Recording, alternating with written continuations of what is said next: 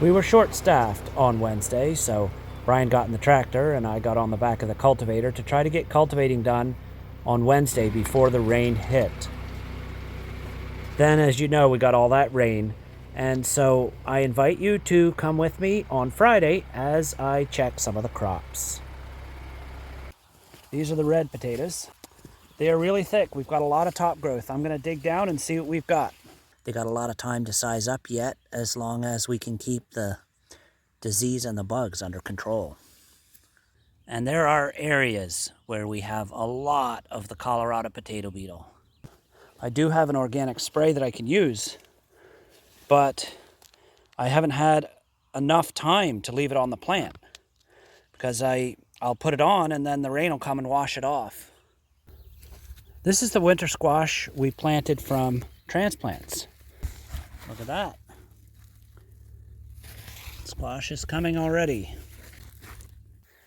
The goal of transplanting squash here was to try to get more maturity so that when the squash goes into storage, the skin is more mature and it stores better. We're trying to do a better job of growing beets. I decided to grow them on a hill, on an incline, so that the water wouldn't sit and hopefully the beets would be a little bit drier. Then we got that torrential rain, and I'll show you what happened. The water washed down the beds. This was all grass here in front of me, and you can see the soil all washed out on it. I was quite worried that we had lost plants in the field, and while we did lose some are still germinating, and I think we'll still have a decent crop. So here we are. These are the little beet plants. So they survived. They survived the rain.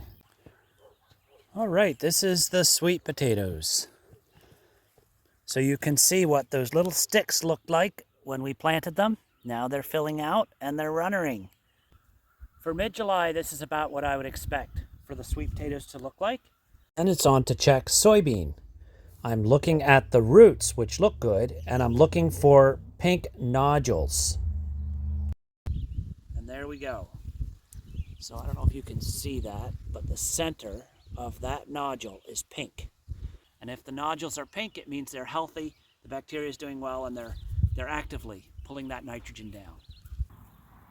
The winter rye is getting much closer to getting ready to harvest. If I take the kernels, though, they're still soft. So it's going to take a few nice drying days yet. Then I stopped in to join Nolly as she was checking the varieties for broccoli and cauliflower to see which ones were best. The reason we like Snow Crown is just because it's got some that are early. Yeah, but in all fairness, they're about a quarter of Freedom is ready and a quarter of Alcala is ready. This is why we do variety checking. So we'll record this and we'll try not to grow this variety again. But that's a very nice head of broccoli.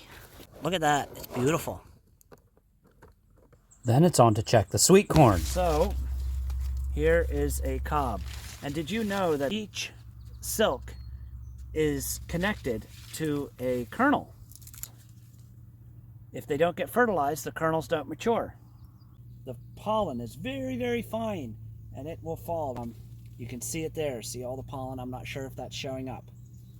And that pollen will go and land on the silks. And as long as one piece of pollen lands on every silk, and that goes down in and pollinates all the kernels, you'll have a nice full cob of corn.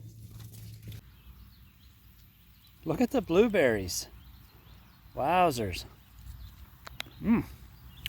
Amazing. Nice big ones too. And my bird of the day is a northern parula. They are a small little bird in the warbler family, and they nest in the trees near the edge of the field.